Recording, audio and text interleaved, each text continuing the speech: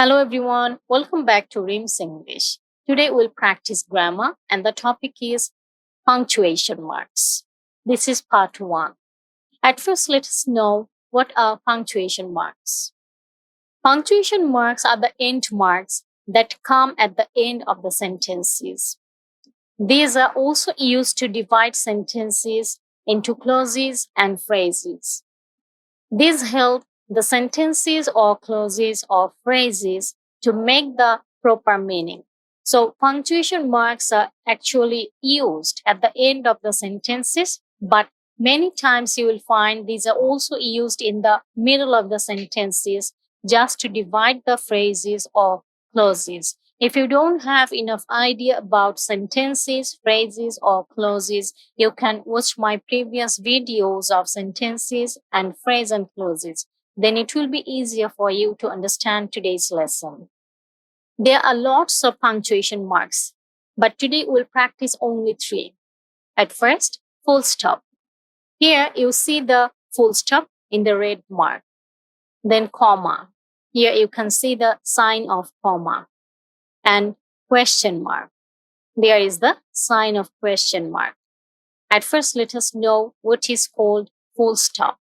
Full stops are actually used at the end of an assertive or declarative sentence and gives information or statements. It is also used after an abbreviation. It helps the sentence to express a complete meaning. It is also called period. So full stop is actually used at the end of an assertive or declarative sentence which gives you information or statement. Then it is also used for abbreviation that is called short form. I will give you example in the next slide. And full stop always helps the sentence to express a complete meaning, and it has another name which is called period. Now let me give you some examples of full stop. My sister is very beautiful. So here you are giving a complete sense. A complete meaning is expressed through this sentence. That's why we are using full stop at the end of this sentence. There is a big tree. Again, here you are giving information. That's why at the end we are putting full stop. I did not do it. Again, there is statement. That's why full stop at the end. Dr. Robert is a kind person. Here, after doctor, there is full stop given because doctor is the abbreviation. It's the short form. And at the end of the sentence, there is full stop again. Mrs. Brown is absent today. In the same way, after Mrs., there is full stop given, and Mrs. is the abbreviation. And at the end, there is full stop. Now let us see what is called a comma. It is used to give a pause between the parts of a sentence. So comma is actually used to give a pause between different parts of a sentence. And there are different kinds of rules of using comma. Today I'll show you few rules. Rule 1. Use comma between independent and dependent clauses. Independent clause means the group of words which give you a complete sense. But dependent clause doesn't give. Let me give you example. When you are free, you may call me. So when you are free, after this part there is comma given because this part doesn't express any complete sense. But you may call me, here you are getting the proper meaning. So when you are free, this is dependent clause, and you may call me, this is independent clause. So we are putting comma between dependent and independent clauses just to separate them. Rule 2. Use comma after introductory phrase. You know, phrase means a group of words where you will not get any subject-verb combination. For example, in the beginning, I want to know your name. So here, after in the beginning, we are putting comma because in the beginning is a phrase. Rule 3. Use comma to separate different items in a list. When you are writing a list of different items, then we use comma. For example, I love ice cream, pizza, and burger.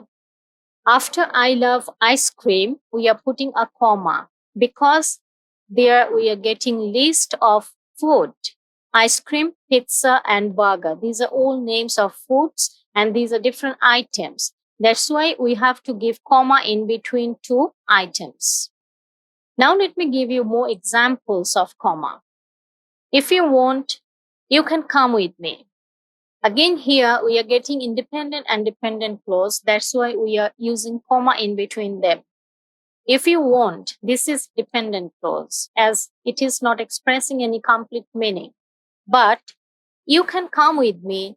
This is independent clause because it is making a complete sense. That's why we are putting a comma just to separate the independent clause from the dependent clause.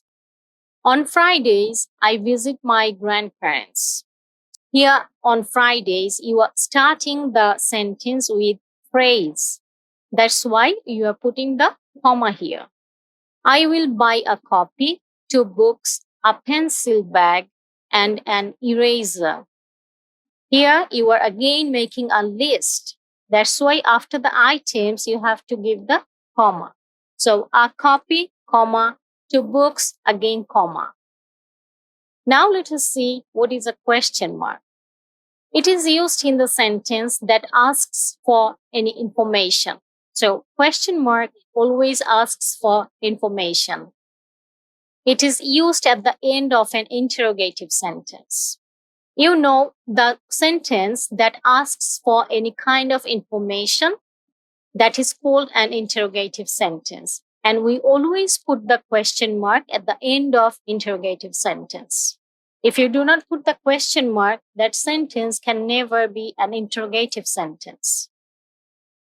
Now let me give you some examples of question marks. What do you want? So here, what do you want? It is asking. That's why there is question mark given at the end. Did you go to school yesterday? It is asking. So there is question mark at the end. Hasn't he taken his lunch yet? It is also asking for information, whether he has taken the lunch or not. So there is question mark at the end. She has a cat, hasn't she? There is again question mark. So doesn't matter whatever type of question you are using, you have to always put a question mark at the end of the sentence. So everyone, I hope you got the clear concept about full stop, comma, and question mark. In my next videos, you will come to know about more punctuation marks. Till then, bye-bye. Thank you for watching. Please hit the like button, share the video, and don't forget to subscribe my channel and hit the bell icon.